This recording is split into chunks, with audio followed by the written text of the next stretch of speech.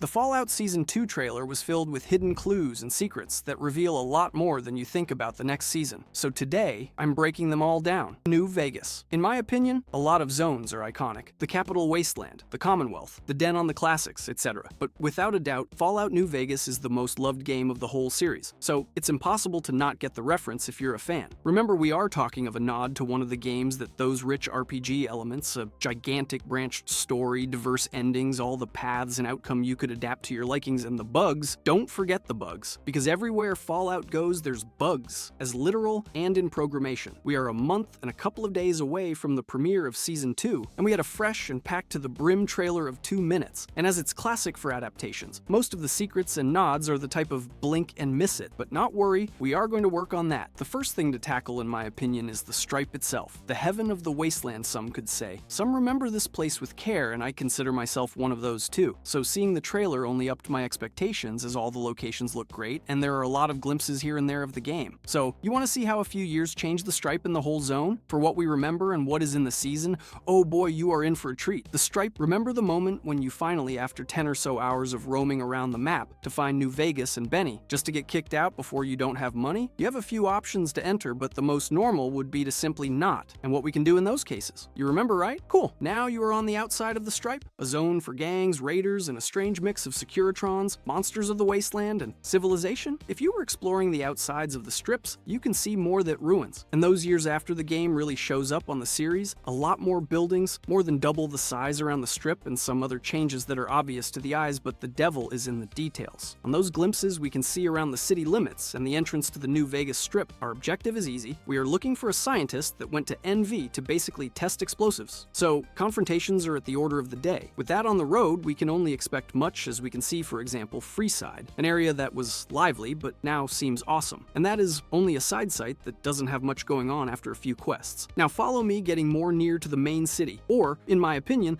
the zone that the main focus will be. Around the Stripe is fairly different to the one in the game, so the locations evolved a lot, or maybe is also a glimpse to all the cut content that New Vegas has, and all the plans they had for new zones around the map, and mostly on the Stripe. Now enter the Stripe and see for yourself a fairly familiar character that everyone remembers, because as iconic as he is, we hear chats about him even on Fallout 4 and 76. Yeah, we are talking about the big man of Vegas itself, Mr. House. Canon ending? Yes, people, we have Mr. House alive, and continuing doing what we already find him doing in his palace, or if you don't remember more exactly, ruling New Vegas, perfectly confirming that at least on the timeline that the series happened. Following the only plot that can make sense to all that the people that played a part in the story, the courier chose to side with the big boss, help him on the final battle and maintain certain neutrality towards other faction. The only flaw here is that normally this type of ending kills Caesar. Why this is important, we will know later. Anyway, the point is easy and direct. Mr. House survived, maintained his position of ruler of New Vegas. The courier didn't kill him, and most probably got the platinum chip, as is the only way for him to succeed on the original campaign. House is one, if not the most important character of New Vegas. And remember that he's not actually neutral, as he constantly jokes about the RNC, but has a certain degree of hate towards the Legion, as he sees slavery disgusting. While he actively plans for the Legion to lose, wants an independent Vegas, so it is a bit more complex than the typical villainous, I want to rule everything and everyone character. This can be seen on the Strip, as he, being the ruler and having the Securitrons around, lets every casino work for themselves and maintains a certain order without trying to create a monopoly. He left the others alone to the business, while that business helps push forward the Stripe. With that in mind, it is extremely interesting to see where the character is going to go and how exactly Vegas evolved after the courier did what he did. Some information also can talk about him appearing only on flashbacks, but to be honest, I think that is impossible, as we can see on diverse endings that normally New Vegas dies with him. If we follow the path of killing him to create a real independent Vegas without any faction gaining the edge over the other. And as we know, we cannot stop the NCR or the Legion respective expansionism without the help of Mr. House, and seeing the Stripe bright as ever tell us that at the very least, he is very much alive and in the present. We can also see different Securitrons through the trailer, and don't forget that these are the Mark II, which enhances their armor. The health is basically overpowered and regenerative, and they have an enormous arsenal. The trailer teases that these robots and House will play a major role in the story. With that said, and having explored New Vegas, let's see the other major faction of the game and what they have in store for us. Legion Levs. Welcome to Caesar's Legion, the most sadistic and dangerous faction of New Vegas, in my opinion. It's here and in full color. This isn't a surprise, as multiple teasers showed it up and some promotionals, although heavily implied their existence, but this time time, something is different. Macaulay Culkin is spotted killing one armored member of Caesar's Legion. Is he the new Caesar or a successor? As on many finals, including the one of Mr. House, you can dispatch the Legion and result in the death of the Caesar of the game. Also, I don't think they would show us particularly this character and actions if he wasn't important, and who's more important and can kill as easily in manner and demeanor as Caesar, but that is only a theory for now. This future is a bit strange and probably will follow some liberties that the game closes with the endings. In some ways, this is good, and in others can be a bit underwhelming, as this game is especially loved for all the ways you can affect the world and the factions. And talking about factions, remember Freeside? Well, we are back, and we find some old friends here.